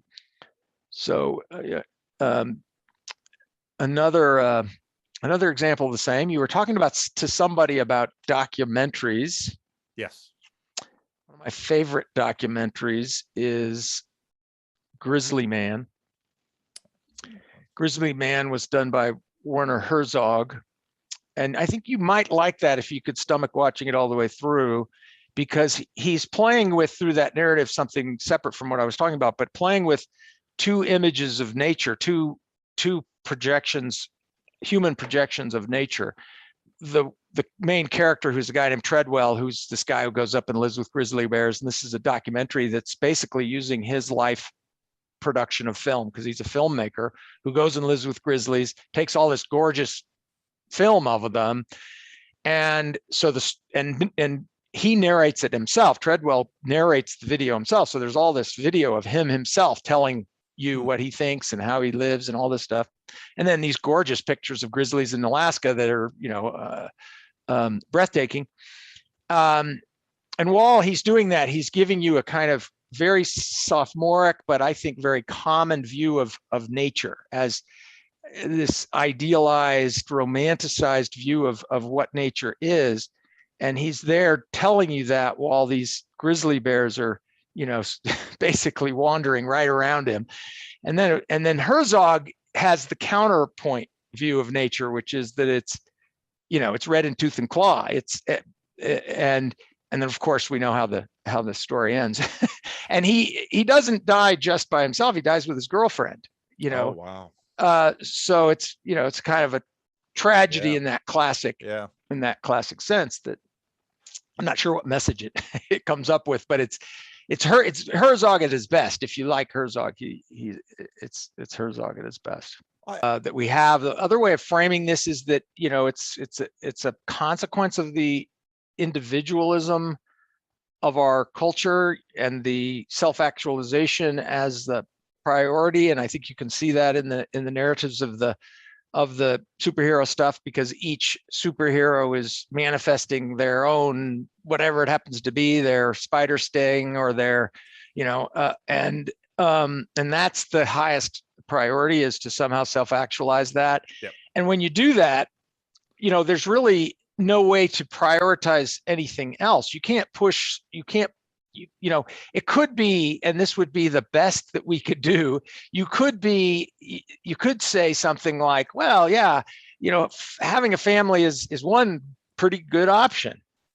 That's the best you can do. That's the best you can do. You can't say that's the priority here. That's the highest good. And that's then, it kind of feels to some degree like you're lost if that's the fact. If it's just one amongst many options to create, and I would want to go maybe beyond simply the the nuclear family. I mean, it's more a symbol of generativity, a symbol of hope in the future or possibility. It doesn't necessarily have to take that form, I would guess, but I think you're very much right on. So self-actualization has sort of become the greatest good we can imagine. I think that's a function partly of the rise of the secret sacred self, because self-actualization into this individualistic self has become for many, well, this is the greatest goal. So you just look at, even especially in the Jordan Peterson sphere here, look at someone like, let's say, Chris Williamson. Even a lot of the wisdom conversations in the meaning crisis area is all about personal development, self-actualization, but you then are going to dead end at the individual. And you really have to see that an individual is too shallow a pond. And that, in fact, totally. That we, I love the translation of Ecclesiastes when, it's, chapter 3 of, time for this, time for that, time for this, time for that. He has placed eternity in the hearts of men. And that then is our longing. So yeah, self-actualization, that's a wonderful thing, but it's insufficient. And I totally think in terms of storytelling, I remember Tim Keller's observation of the movie, The Lord of the Rings. Tim Keller, a big student of Tolkien, basically said he read Tolkien reads Tolkien about as much as he read the Bible. And he said, one of the issues of the movie is that Aragorn is in the movie conflicted. Should he become the king? Should he take up the sword? Now that change from Tolkien that Peter Jackson does, that's us. That's not Tolkien. And Tolkien has a point here, which is that the Lord of the Rings is not the story of Aragorn. Aragorn has a place in that story, but he can't be the center of the story. And part of what happens with self-actualization as the center is it starves the rest of the story, and it also starves the rest of the characters. Now suddenly it's sort of a falling into solipsism, and we see this interpersonally and relationally with people. I was going to use Lord of the Rings, and I think the parallel example is Saving Private Ryan as a different kind of variation on this theme, because, and this is something I'm getting a little bit of stories of old. He did a little deal on this, but the way I see Lord of the Rings, and I'm not as up on the book, so people can criticize me that I'm talking about the movie now, but the hero structure there is that the telos of that narrative is Sam. Yes. And the Shire. Yes. And Frodo is the self. He's performing the self-sacrificial act to create the circumstance in which Sam can go home, and that's the end of the film, right? Is that Sam's there with his wife and kids, and they've got the Shire's doing fine and happy. Yep. That structure. That structure in I like to look at it in Saving Private Ryan, which is exactly the same story, right? Because it ends with Private Ryan over the grave, and the Tom Hanks character's grave is there, and he's saying, did I do what I needed to, or did I do enough? And he's got his family there. Yeah, that was the point. Yes. But the way it kind of structures this is it kind of allows for, if you will, self-actualization, as long as the self-actualization is being Tom Hanks. By that I mean you can have the ecstatic, individual effort, heroic, experiential, kind of seeking out thrills and seeking out experience. That's not necessarily wrong intrinsically, as long as it's got the right telos. Right. And in the end, that telos is the generative future. Right. And it's not, and see, this was part of, when I was talking about the hero's journey, what I've seen is that in many ways that, Peterson and many others are framing the hero's journey as a story of self-actualization. Exactly. And it's, and certainly there is self-actualization that happens, but that I think is part of the blindness of individualism. And, and what you actually have in a fuller, better, bigger story that I think we find finally more satisfying is that there's self-realization, self-actualization going on in Sam, in Frodo, but now Frodo and Bilbo's self-actualization is finally in some ways, sacrificial. Now they go off into the gray havens, with the elves. Right. But it's, there's a longing and a mourning. And even though in some ways in that universe, the elves are going back to they're returning home. In some ways, the elves in Middle Earth were colonials. Yeah, it seems to me like Tolkien's kind of not quite wanting to frame exactly what that is supposed to be. I mean, but it clearly is this it's not like it would be right to end the movie with Frodo living in the house next door to Sam with his wife and children. Wife and child. That would not be the end. That was not the correct end. Now, of course, when I saw him talking to Benjamin Boyce, I thought, well, that's the video I want to hear. I haven't finished it yet. I'm only halfway through. But part of what's lingering behind these conversations are stories, again, of power and how power is best to be governed. And I haven't really done a deep dive into Yarvan's monarchy, but fairly early on, he seemed to have a fair amount of skepticism about the wisdom and validity of, let's say, a collective intelligence versus what we would look upon as an individual, coherent human being. And I think that's sort of his point about monarchy versus, let's say, orthodoxy or democracy. So I think I will jump into this. I really enjoyed this video. And let's just play a little. Makes more sense. So the question is, why do we kill things? Why would humans kill things?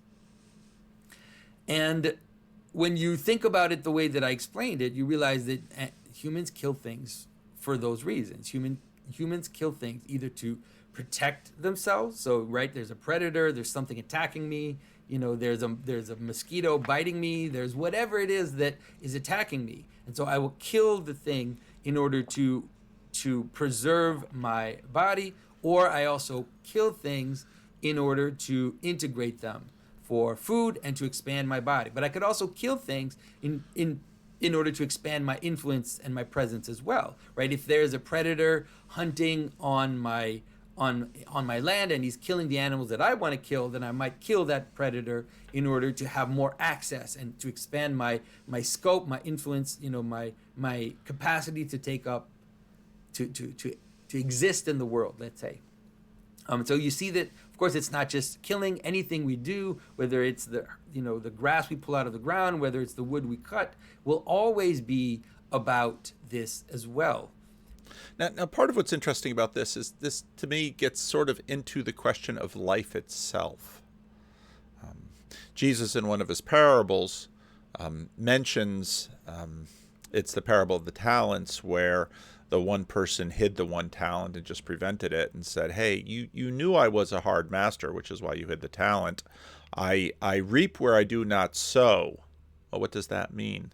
There's something to life where our being, and that's just, again, not just our physical being, but our being expands in order to colonize and to dominate. People have difficulty talking about life in that way, but that's very much what life is like. We create a frontier, we create a boundary, and then we sort of fill that space. It's that way in which the agent sort of becomes a renic in an area, and killing is almost always a piece of that. And you can then scale that up, and you can understand that this is what this is what happens when you kill people as well. When you kill people, you will do it for those reasons. You will do it either to protect yourself. If there's someone attacking me, if there's someone dangerous to me, I feel like I have to kill them in order to preserve my being, or I will also kill in order to expand, to take things from others, to invade other lands. If I'm jealous of someone, I want to take what they have, or at least want to eliminate them as rivals for what we're both looking for. So you're going to start to see that I think that my theory about sacrifice is ultimately going to be more encompassing even than Girard's theory. I think so. I might be a little cocky on my end to say that. But now this, then you get very much into zero-sum games. Brett Weinstein talks about these things. Had an interesting conversation with Bishop Barron, and really what we want to achieve. And we do this with sacrifice. We do this with religion. If religion is the way that we sort of are able to integrate things between levels, we want to take a lot of these zero-sum relationships and turn them into non-zero-sum relationships. We want to turn them into win-win types of relationships. But you'll see that I think that it involves. But looking at René Girard's theory. Okay, we're going to jump a little bit ahead here. Now, again, I want to connect this into heroes and saints, because heroes and saints is very much a dance of killing and sacrifice. And so a lot of the heroes and saints, there's a part of the reason that the Jesus character, the Christ figure in so many narratives, once that sort of began to be understood and to dominate and to inhabit our culture, part of the reason it becomes so popular is because, again, you have this duality of killing and sacrifice. We have this with soldiers, of course. Soldiers both kill and are killed, and so they both become killers and sacrificial victims. Now, ritual, and I really learned a lot from this, ritual. That often in the ritualized sacrifices, you'll see that this is happening at the same time, where someone will take an animal that is usually a good animal, like the best animal, something unblemished or something, and they will give up towards the god that binds the group together, but then that will already immediately come back down on them, and then they will eat the meat of the sacrifice. And so we give up and then we receive at the same time. And this might seem weird for people because they think, it's like, why are you giving it up to God? Why don't you just eat the animal? So it's sort of the integration of hero and saint. It's the killer and it's the victim. It's the sacrifice.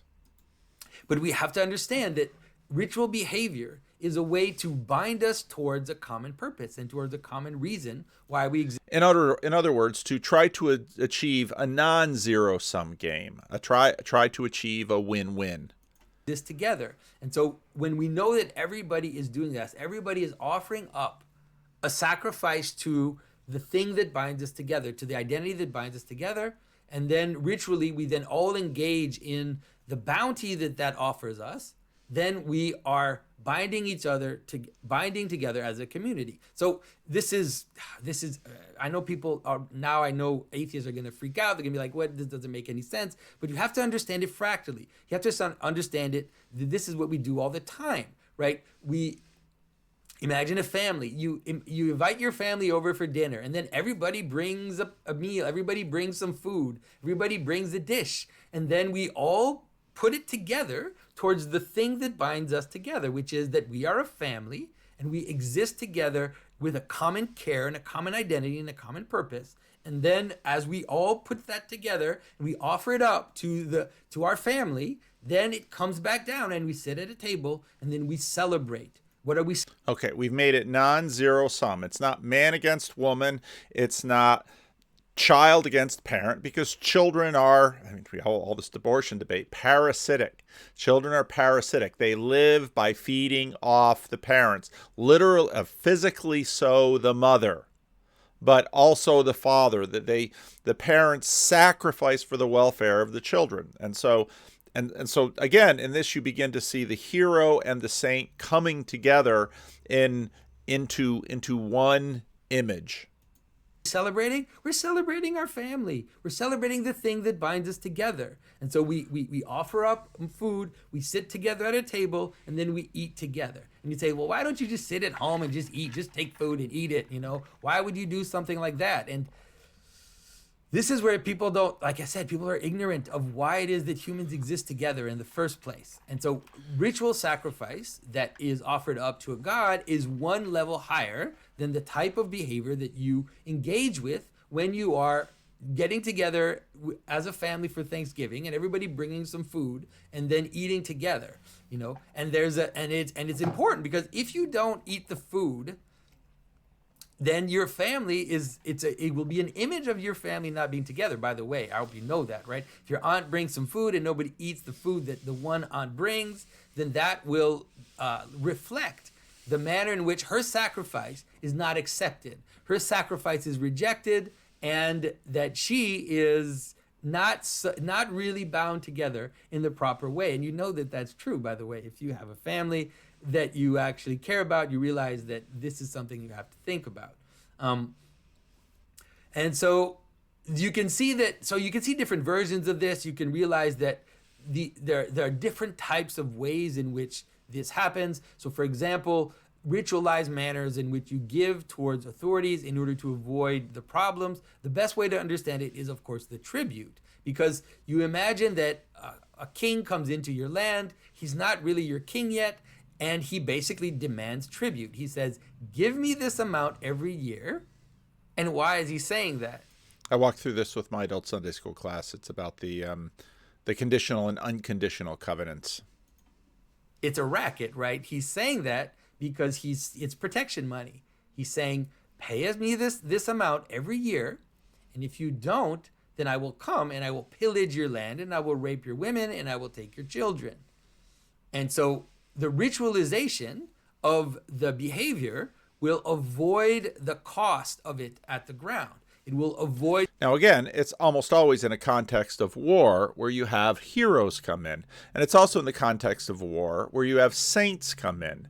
But they function on different sides of the equation. And when they can sort of come together, the hero sacrificing himself for the sake of the village, it comes together. That tension that Tom Holland was talking about. And then with Leonidas sacrifices himself, him and the 300, for the sake of his people. The king sacrifices himself for the sake and the well-being of his city. The king having to have his soldiers die. It will avoid the people having their people died and killed and raped. And it will become a ritualized manner in which we sacrifice one part of what we have up to this higher level authority that is coming to us in order to Now, again, you have to understand, we've been talking about levels before. The king is at a higher level. Well, what does that mean? And again, Oscar, who I guess got banned from the Discord server, so he can't pump me with these questions. I haven't banned him from my YouTube comments, so he can comment here.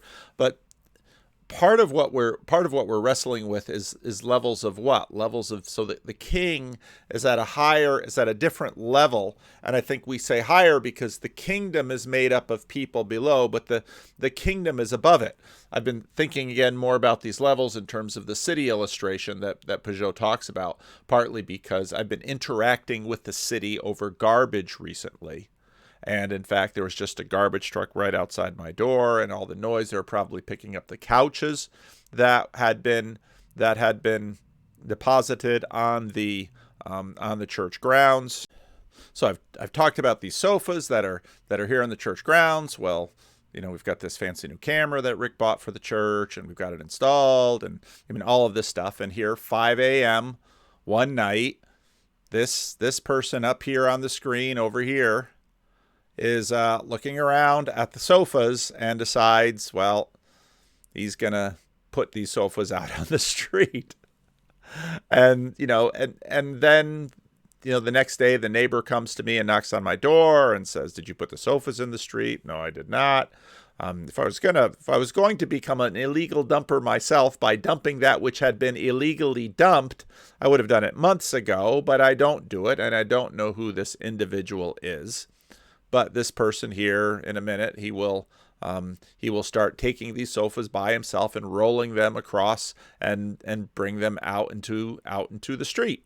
And he does a variety of things. He walks back and forth across the parking lot, et cetera, but now this is an interaction with the city, and you have questions about consciousness. Well, what is the city conscious of?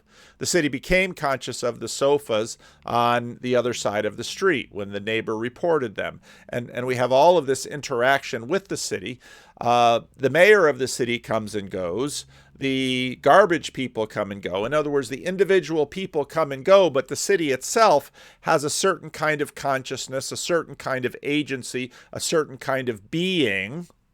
And so, as I said in my Sunday school class, and as Jonathan Pizot just said in his thing, well, there's a sacrifice that is made by the city, and to a certain degree, a sacrifice is made by the king, because the king could send his army in and kill everybody in the town and take all of their possessions and probably get more money than just what the tribute is going to be.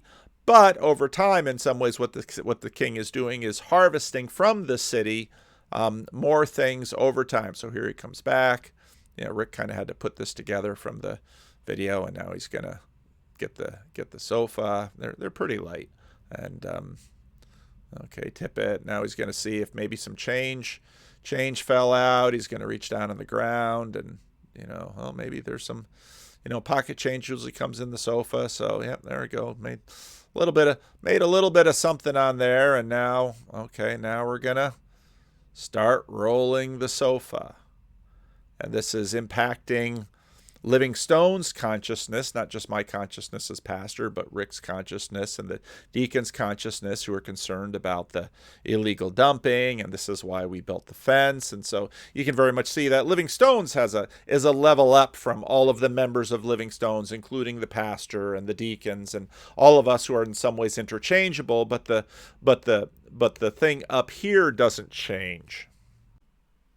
As a combination of the administrative state, what people, the civil service, what people sometimes call the deep state, basically permanent employees of the government, together with education and media. So basically mainstream, legitimate education and media. And if you look at education and media, Harvard, the New York Times, or whatever, you see that sort of what defines the prestige of these sort of outlets, of these, in many cases, private companies, is sort of nowhere defined. There's no, U.S. News and World Report has like a list of the top 14 law schools or whatever.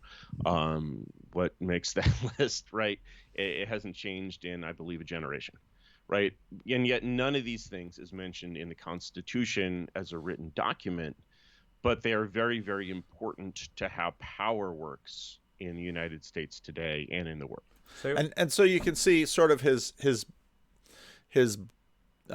cathedral image. So not only do you have the individual members of Harvard and Yale and the New York Times and all of these, but then you go a level up and you have the New York Times and you have Yale and you have Harvard and you have all of those. But then you go a level up and all of those function together to achieve another thing. And I think part of his bid for monarchy is he thinks that some of these can do better. Now he wants to try to, okay, how can we evaluate what's happening in Ukraine? Is it wise to arm Ukraine to encourage them to fight against the Russians, where even though they're going to have huge swaths of their land destroyed? Or would it be better for the Ukrainians to just give up and let the Russians take over? What's your level of analysis? How does this come in?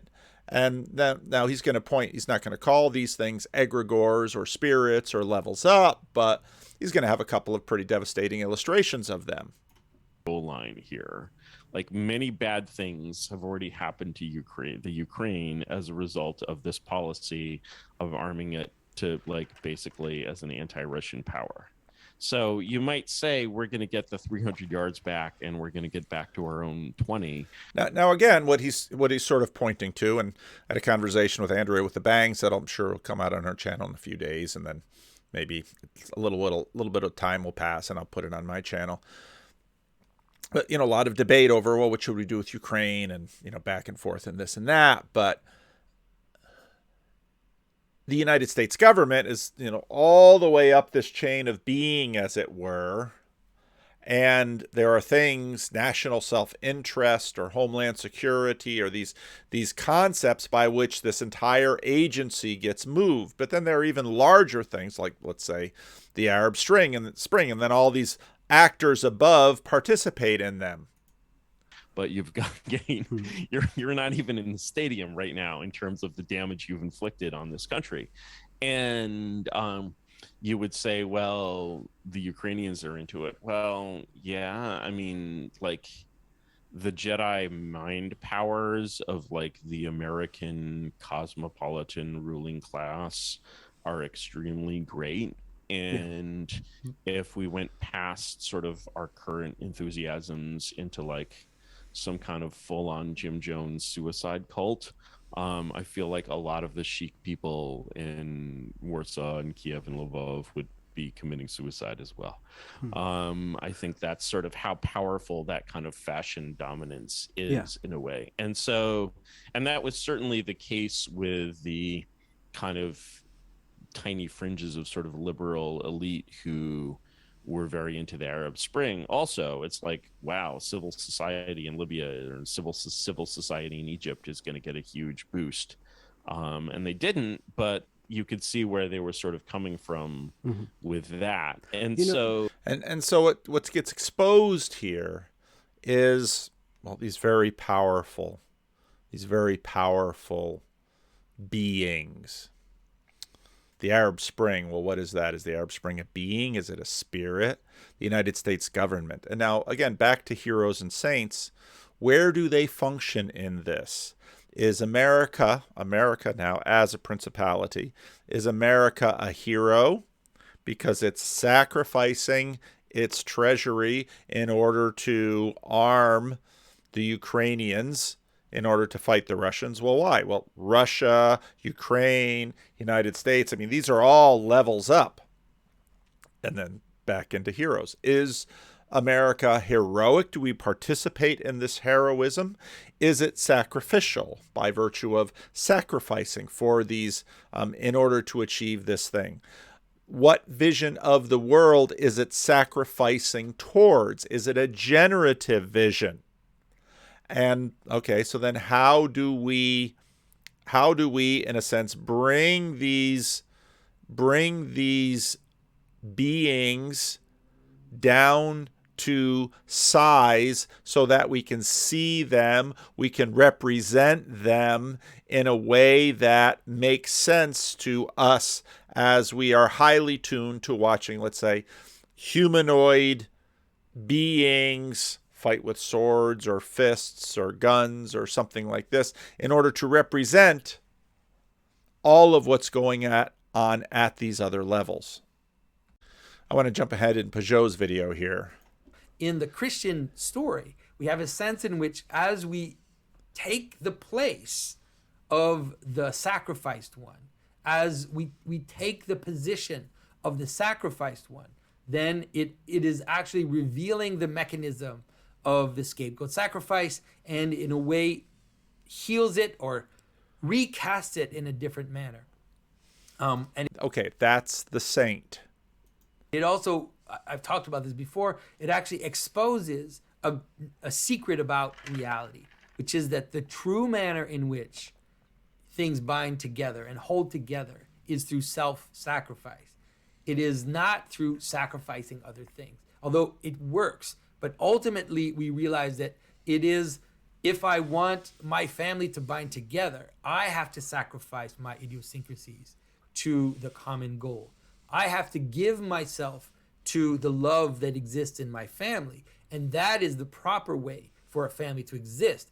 I could find a black sheep in the family. We could have one of our many children in the family represents the black sheep. They're always to blame. It's always their fault. They're the ones who are responsible for all our woes. And it works, right? It actually will bind you together. But and we see this very clearly with political parties. Oh, it's the Republicans. The Republicans are always to blame. Oh, it's the Democrats. The Democrats are always to blame. And that sort of bit fills up your world, but it's the story that sort of sits there. And it's part of the reason that these heroes keep coming out and, well, they're never, like Mr. Incredible says, I just finished cleaning up this place. Well, the bad stuff just keeps happening.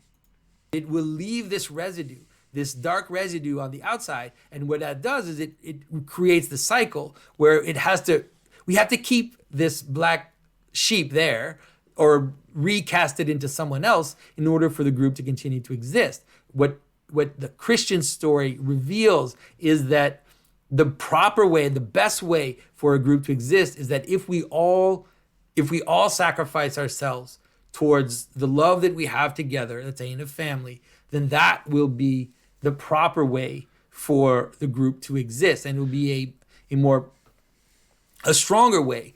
And well, you sacrifice at the one level in order for the next level to flourish. And you keep going up like that until, of course, Christ fills the cosmos. And when he has filled the cosmos, he turns it all over to the Father. Book of Colossians.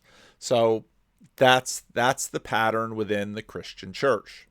A healthier way for a group to bind together. And so what we see in the George Floyd thing is a weird version of this position where now the victim is elevated and now the victim becomes that which binds people towards a common purpose and is policy making. It actually leads policy. Laws were changed, budgets were changed, things were realigned in the wake of people watching George Floyd die. And so if you don't think that that's a kind of human sacrifice, I don't know what to tell you, because it worked. It worked in the sense that it created one person dying, changed laws all over the United States. So you can bicker and tell me that I'm exaggerating and saying that it's participating in the pattern of human sacrifice.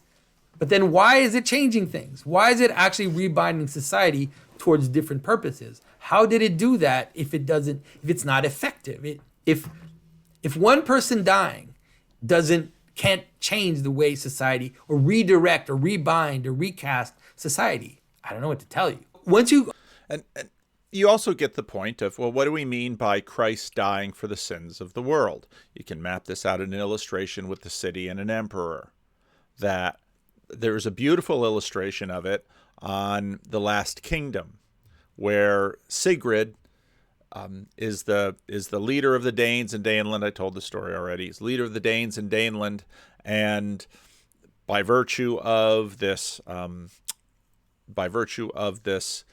Queen's father in this kingdom of Wessex, and by Breda, who was the former wife of Uhtred, son of Uhtred. These two conspire to basically turn the Danes against the Saxons. Even though the Saxons are quite a bit more wealthy, quite a bit more powerful, everybody understands that the Danes will lose the war against the Saxons. They actually manage to have these two impact each other, and then instead of the king of Saxony killing all the Danes, the king of the Saxons kills the king of the Danes as a sacrifice. Everybody understands it has to happen, and they try to beg, but the point of the sacrifice is that the sacrifice saves the lives of all the Danes. So Sigrid dies to save the life of his people. This is how sacrifices work. And this is how heroes, you can have someone who is both a hero and a saint, where they come together, because they both save lives and they give their life. And this is sort of the evolution of hero into sainthood. Now, we continue to be wrestling with this formula, but whenever you see, could Reacher, well, Reacher walks out of town in order to save another town, okay? That's the style. He leaves a generative place where, except he leaves the woman, probably in a Greek story, the woman is pregnant with Reacher's child, and then the child will grow up to be another Reacher who will maintain the stable order of the town. But this is the way in which we try to work together these ideas of heroes and saints, and it has everything to do with sacrifice. So this was rather strange, long video, but I hope you found it helpful and interesting. I hope there were some ideas that you could gain from it. And I'm going to end it now and post it tomorrow.